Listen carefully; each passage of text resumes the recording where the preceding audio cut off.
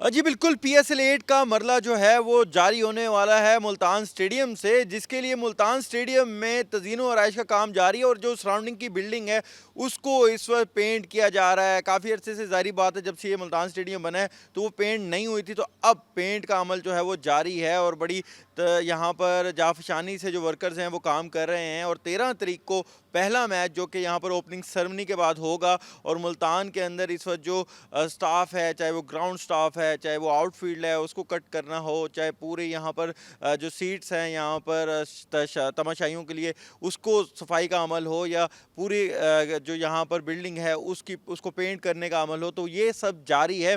और मुल्तान स्टेडियम को यहाँ पर जो स्टाफ है उनका यही कहना है कि ऐसा बना दिया जाएगा कि जो आने वाले शायकीन होंगे उनको देखकर बहुत ज़्यादा महजूज होंगे वो, और बहुत ज़्यादा उनको खुशी का समय यहाँ पर प्रोवाइड किया जाएगा। तकरीबन कहा जा रहा है कि 6 से 7 तारीख के बाद, 6-7 फरवरी के बाद यहाँ पर बाकायदा तौर पर जो कि यहाँ पर ओपनिंग सेरेमनी होनी है उसकी तैयारी का भी अमल शुरू हो जाएगा। अभी जो है वो बिल्डिंग और यहाँ पर जो इंफ्रास्ट्रक्चर है उसकी बेहतरी के लिए अमल हो रहा है। आउटफील्ड जो है उसको बेहतर करने की कोशिश की जा रही है।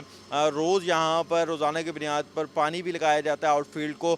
दीगर जो कटाई है उसका अमल भी जारी किया जाता है, और अब साथ साथ जो यहाँ पर सफाई है, जो दीगर मामलात हैं वो भी किए जा रहे हैं, ताकि जो 13 तारीख को यहाँ पर मुल्तान से पीएसएल का आगाज़ होना है, जो कि एक बहुत बड़ा मेला है क्रिकेट का पाकिस्तान के लिए, वो बड़ा शानदार तरीके से हो। इसके लिए तमाम तर तैयारियाँ जो है वो जारी हैं। जी।